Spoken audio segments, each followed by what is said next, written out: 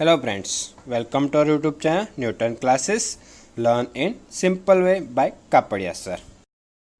ठीक है, और आज हम क्या देखेंगे थर्ड पार्ट में स्थिर विद्युत विभव तथा धारिता में आवेशों की निकाय के कारण विभव, समविभव पृष्ठ, विद्युत क्षेत्र तथा विद्युत विभव में संबंध, और लास्ट टॉपिक होगा हमारा आवेशों के निकाय की स्थिति ऊर्जा। हेलो फ्रेंड्स, तो इसके बाद अगर नेक्स्ट टॉपिक देखें तो नेक्स्ट टॉपिक है हमारा आवेशों के निकाय के कारण विभव। ठीक है, इसके पहले हमने क्या किया था, एक बिंदु आवेश के कारण विभव ज्ञात किया था, और उसके बाद द्विध्रुव के कारण जो विभव उत्पन्न होता है वो चीज़ भी हमने यहाँ पे निकाली थी। और दो आवेश से ज़्यादा होता है तो उसको हम क्या बोलते हैं, आवेशों। और उसके लिए अगर हमें ज्ञात करना तो उसके लिए हमें इस थ्योरी का उपयोग करना है। ठीक है, और वो कहाँ मिलेगा, हमें फर्स्ट और सेकंड वीडियो के अंदर मिल जाएगा। ठीक है, और थर्ड वीडियो में हम कहाँ से स्टार्ट कर रहे हैं, आवेशों की निकाय के कारण विभव। आवेशों मतलब क्या होगा, दो से ज़्यादा आवेश होंगे। तो उसके लिए क्या करते हैं, हम पहले चित्र बना लेते हैं। तो चित्र में क्या ले लेते हैं, जैसे आवेश कंसीडर कर लेते हैं। कोई आवेश यहाँ पे एक है Q1, दूसरा आवेश कोई है Q2, तीसरा आवेश यहाँ पे है कोई Q3, और एक चौथा आवेश यहाँ पे और ले लेते हैं Q4। ठीक है, और इन चारों आवेशों के कारण क्या है, कोई एक बिंदु ले लेते हैं। ठीक है, और इस बिंदु को नाम देते हैं P। P से Q1 की दूरी को मान लेते हैं R1, Q2 की दूरी को मान लेते हैं R2, Q3 की दूरी को मान लेते हैं R3, और Q4 की दूरी को मान लेते हैं R4। इन चारों के कारण यहाँ पे क्या होगा, विभव उत्पन्न हो रहा होगा। Q1 के कारण जो विभव उत्पन्न होगा उसको हम क्या बोलेंगे, V1। Q2 के कारण जो विभव उत्पन्न होगा उसको क्या बोलेंगे हम, V2। Q3 के कारण जो विभव उत्पन्न होगा उसको बोलेंगे V3, और ऐसे एक चौथे कारण के क्या होगा तो उसको क्या बोलेंगे, V4। तो V1 के लिए अगर जैसे हमें फॉर्मूला लिखना तो क्या हो जाएगा, यहाँ पे हमारा K Q1 अपॉन R1। ऐसे दूसरे के लिए लिखना हो तो क्या हो जाएगा, K Q2 अपॉन R2, और तीसरे के लिए हो तो K Q3 अपॉन R3, और Q4 के लिए हो जाएगा तो K Q4 अपॉन R4।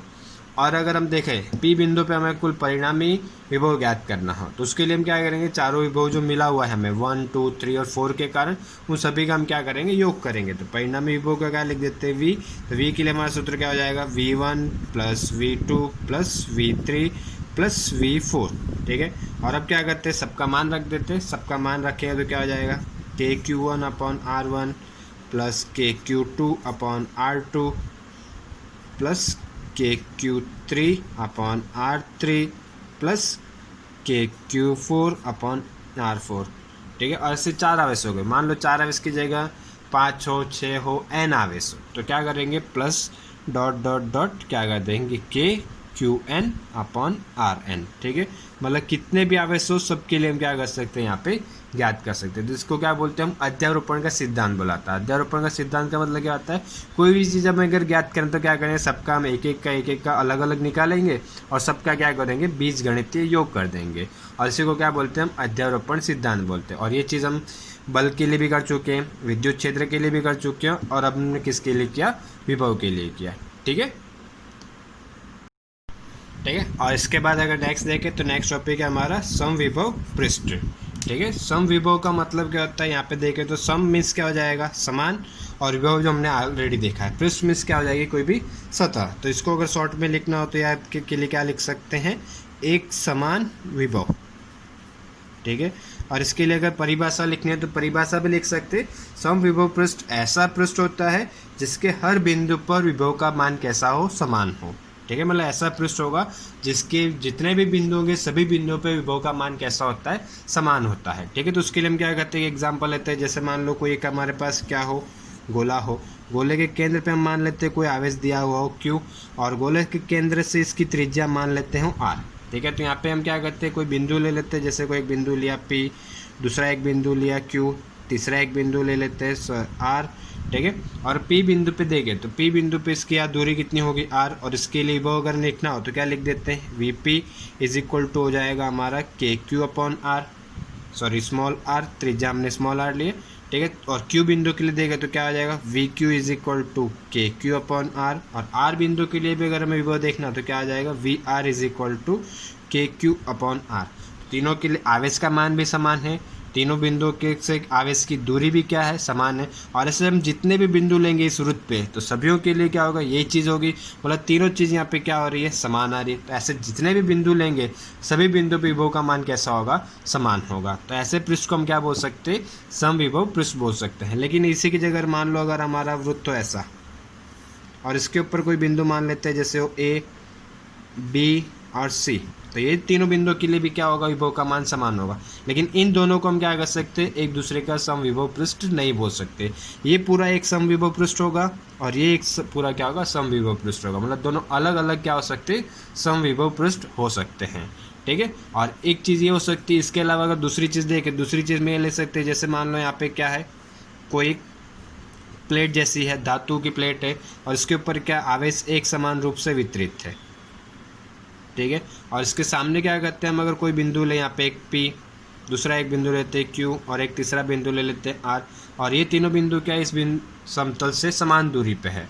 ठीक है। तीनों मान लेते हैं कि R दूरी पे है, तो ये तीनों बिंदुओं पे विभव का मान कैसा होगा, समान होगा। और ये मान लेते हैं कि जो तीनों बिंदु हैं कहाँ पे होंगे, कोई एक समतल के ऊपर है और ये जो पूरा का पूरा समतल है, इस समतल कैसे समांतर है, और समांतर होगा तो सभी बिंदु कैसे होंगे, समान दूरी पे होंगे, सबके लिए आवेश भी कैसा होगा, समान होगा।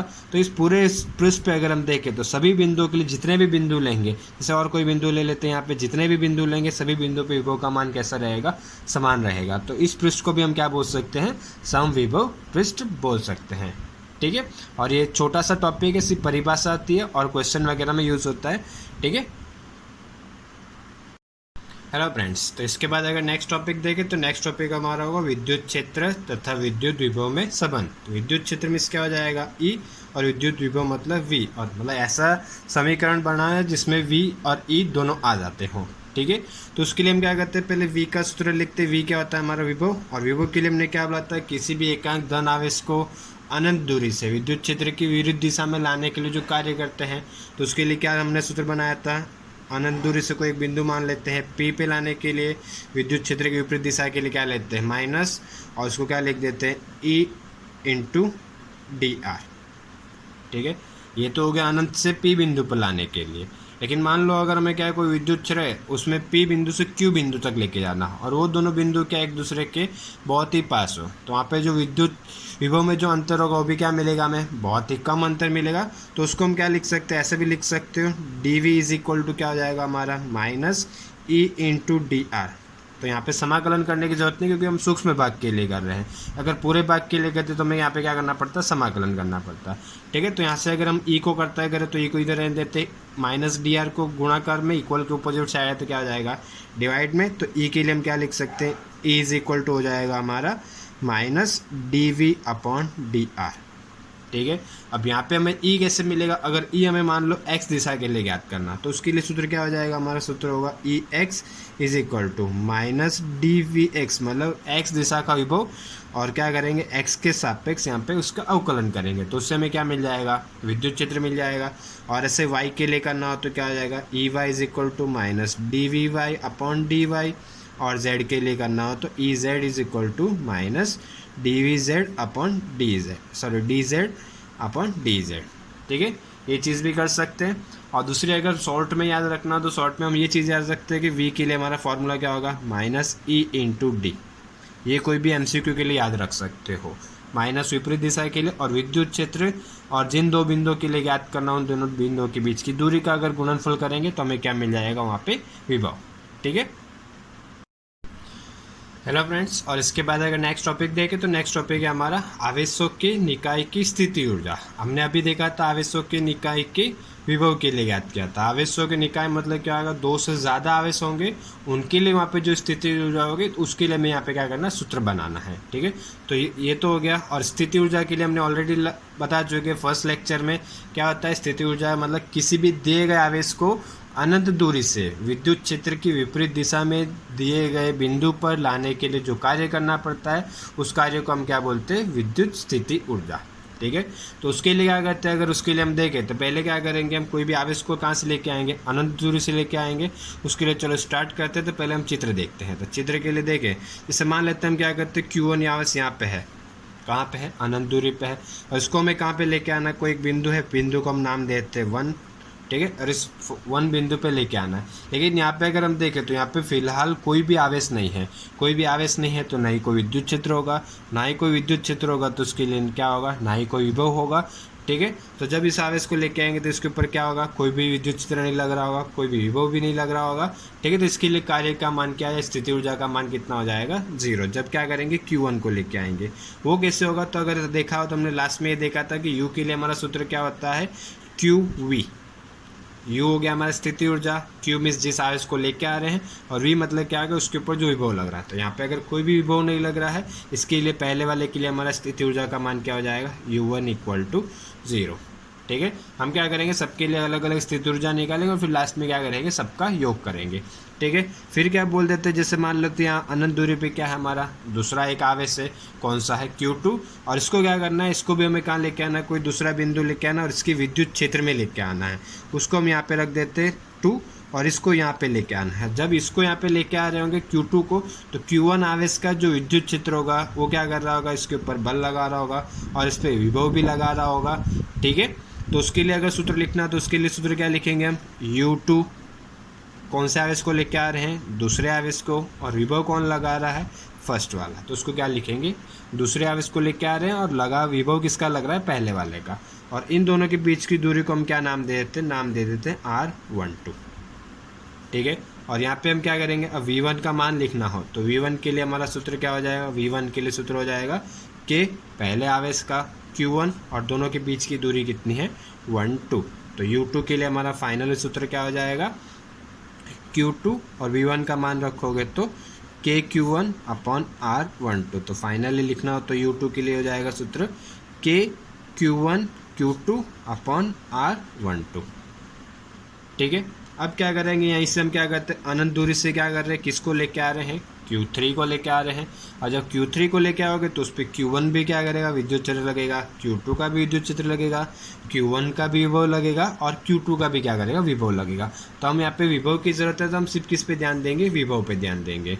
ठीक है, तो जब लेके आते हैं, मान लेते हैं Q3 को यहाँ से लेके आए, कहाँ पे, कोई बिंदु ले लेते हैं 3 और इसको कंसीडर कर लेते हैं, यहाँ पे कौन सा आवेश आ गया, Q3। और इससे इसकी दूरी को मान लेते हैं, इसकी दूरी हो R13। इन दोनों के बीच की दूरी को मान लेते हैं R23। तो इस पर किस किस का विभव लग रहा था, एक तो पहले वाले का और एक दूसरे वाले का। तो इसके लिए अगर हम स्थिति ऊर्जा का सूत्र लिखना तो क्या लिख सकते हैं, U3 = कौन से आवेश को लेके आ रहे हैं, Q3 को, और इस पर विभव किस किस का लग रहा है, एक तो लग रहा है V1 का और दूसरा किसका लग रहा है, V2 का। तो V1 + V2 हो गया। ठीक है, अब क्या करेंगे, V1 तो हमने ऑलरेडी निकाला था लेकिन वो किसके लिए था, Q2 के लिए था। अब किस पे लगा रहा है, 3 वाले पे। तो उसके लिए अगर हमें सूत्र निकालना तो V1 के लिए सूत्र क्या हो जाएगा, 3 वाले के लिए तो K आवेश होगा Q1 और 1 से 3 के बीच की दूरी कितनी होगी, 1 3। और ऐसे ही अगर हमें किसके लिए लिखना हो, V2 के लिए, तो V2 के लिए हमारा सूत्र क्या हो जाएगा, K Q2 और Q2 और Q3 के बीच की दूरी कितनी है, R23। तो इन दोनों का मान क्या करते हैं, हम इसके अंदर रखते हैं। ठीक है, तो इसके अंदर रखेंगे तो U3 हमारा क्या हो जाएगा, U3 = Q3 काउंस में हो जाएगा KQ1/R13 प्लस KQ2/R23।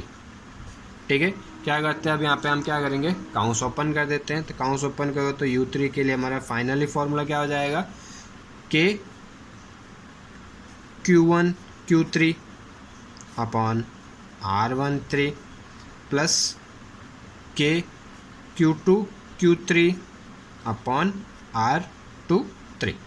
ठीक है, अब क्या करेंगे, हमें U1 भी मिल गया, U2 भी मिल गया और U3 भी मिल गया। तो इस पूरे निकाय का 3 आवेशों के कारण जो निकाय बन रहा है, इस निकाय के हमें क्या करना है, कुल स्थिति ऊर्जा ज्ञात करनी है।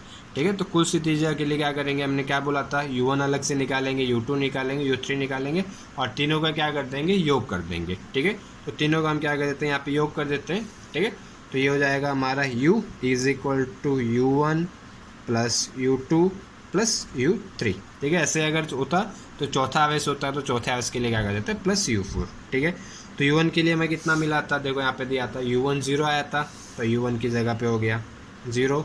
U2 कितना है हमारा, KQ1 Q2/R12 और U3 के लिए क्या निकला, KQ1 Q3 upon R13 plus के Q2Q3 अपॉन R23। तो ये होगा हमारा फाइनल स्थिति ऊर्जा इस निकाय के लिए।